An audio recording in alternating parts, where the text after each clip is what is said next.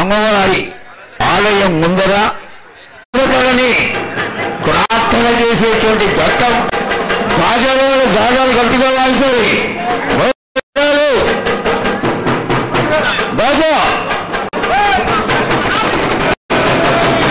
సాగర విధాన మంత్రాలు మొదలైనవి అమ్మవారు రావడానికి ఉత్కంఠతతో అందరూ అమ్మవారి పిలిపించుకోండి. అమ్మవారు రావాలి.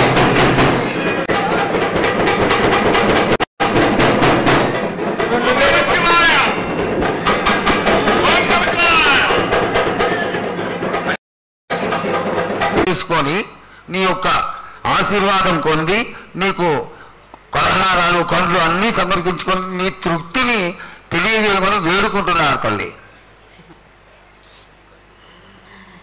నన్ను దాటి రావాలంటే, నా వద్దకు రావాలంటే ఆ మాత్రం కూడా కష్టం లేకుంటే ఎట్లా బాలక? మిన్ను కాపాడేది కూడా నేనే కదా. ఎటు తిరిగి మీరు కష్టం లేకుండా ఉంటే మీరు సుమరిపోతులు అయిపోతారు కదా. ఆ మాత్రం కూడా మీరు కష్టపడాలి కదా నా వద్దకు రావడానికి కూడా. కానీ సంతోషంగా మీరు ఏమి తెచ్చినా కానీ, మీరు పలహార తెచ్చినా, పండు తెచ్చినా, ఏమి తెచ్చినా, సాగ తెచ్చినా, బోనం తెచ్చి ఆనందంగా అందుకునే భారం నా తప్పనిసరిగా అందుకుంటా నేను. పిల్ల జల్ల కానీ, గడ్డు గోదా కానీ ఎటువంటి ఆపద రాకుండా చూసుకుంటాను, ఎటువంటి వ్యాధి రాకుండా చూసుకునే భారం కూడా నాది. అమ్మ చాలా సంతోషం తల్లి. ఇంతవరకు చక్కటి ఆశీర్వాదాన్ని ఇచ్చావు. నువ్వు ఏమి కోరుకుంటున్నావు? నీకు ఇంకా ఏమన్నా మేము చేయాల్సినది ఉన్నదా? ఏటేటి నుంచి మీరు నా రూపాన్ని పెట్టాలని అనుకుంటున్నారు కదా బాలక. నా రూపాన్ని మట్టుకు పెట్టండి మీరు. కానీ ఎటువంటి ఆమె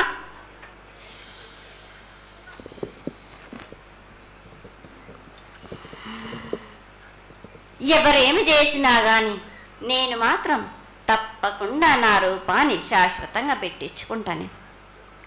ఎవరెంత అడ్డుపడ్డా గాని, ఎవరేం కోరుకున్నా గాని నా రూపం మట్టుకు తప్పనిసరిగా నేను నిలబెట్టుకుంటాను. అమ్మా ఇది ఆశీర్వాదమే కాదు, నీ ఆజ్ఞగా భావించి పెద్దలందరూ, ఆలయానికి సంబంధించిన పెద్దలందరూ దీని యొక్క ఏర్పాట్లలో సన్నద్ధమై వెనకాల కార్యక్రమాలన్నీ జరుగుతూనే ఉన్నాయి తల్లి. ఇక్కడ ఉన్నటువంటి ఆనాటి నుంచి వచ్చిన పెద్దల్లో మునిమల వాళ్ళైనటువంటి వాళ్ళందరూ ఆ దానికి సమర్థించినటువంటి ఒక పత్రాన్ని సేకరించి జగద్గురువుల నుంచి ఆమోదాన్ని తీసుకున్నారు. కేవలం నీ యొక్క ఆజ్ఞ మాకు తక్కువైంది తల్లి. బలాన్ని ఇచ్చి దాన్ని పరిపూర్ణం చేసుకొని మేము తృప్తిపడి నీ యొక్క రూపాన్ని చేసి ఆనందపడేట్టుగా ఆశీర్వదిస్తూ ఇంకా ఏమైనా ఉంటే తెలియచేస్తే తర్వాత మన వాళ్ళందరూ ఆనాటి నుంచి వచ్చినటువంటి పెద్దలు నేను ఒక 2 ప్రశ్నలు వేస్తారు తల్లి. ముందుగా తెలియజేయాలి. నా గ్రామ ప్రజలందరూ ఇది వడికే కాదు, గత 7 నుంచి కూడా మీరు సంతోషంగా ఆనందంగా ఉండడానికి మీరు చల్లని శాఖ పెడుతున్నారు. నాకు సంతోషంగా అందుకుంటున్నాను. ఈ 7 కూడా మీరు 5 వారాలు నాకు పప్పు బెల్లం పలహారాలతోటి శాఖ పెట్టండి. నాకు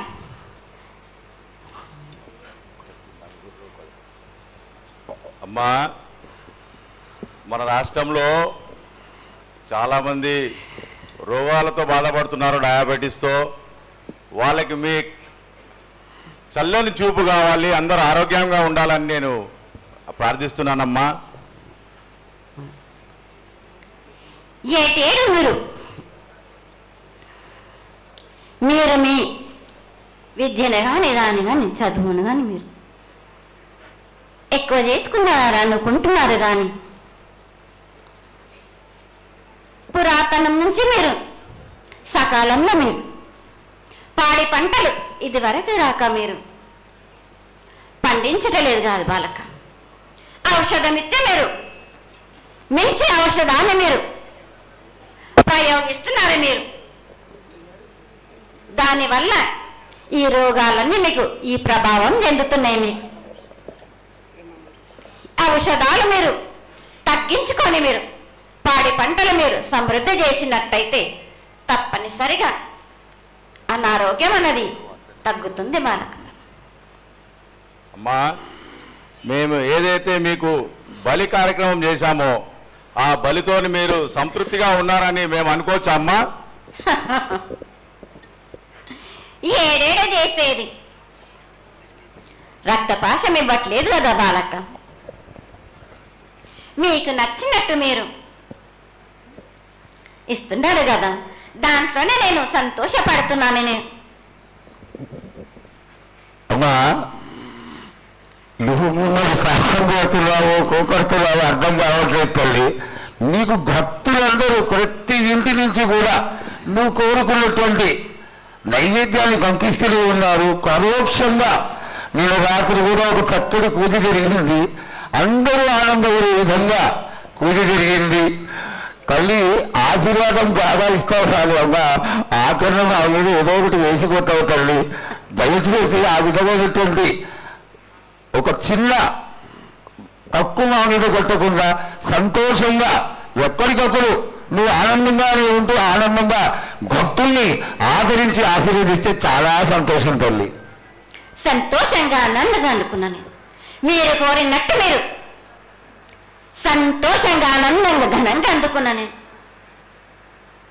బాలబచ్చలకే గాని గర్భిణీ స్త్రీలకే గాని ఎటువంటి ఆపదారాను నా బాలులందరినీ నేను కంటికి రెప్పలాగా అరికాలికి ముళ్ళున్నట్టే మొన్ని వాళ్ళతోటి మీకే భారం నా కాపాడే భారం కూడా నాది. నా కల్లారి వచ్చినందుకు మీరు సంతోషంగా ఆనందంగా ఉండేలా చూసుకుంటాను. చాలా సంతోషం తల్లి.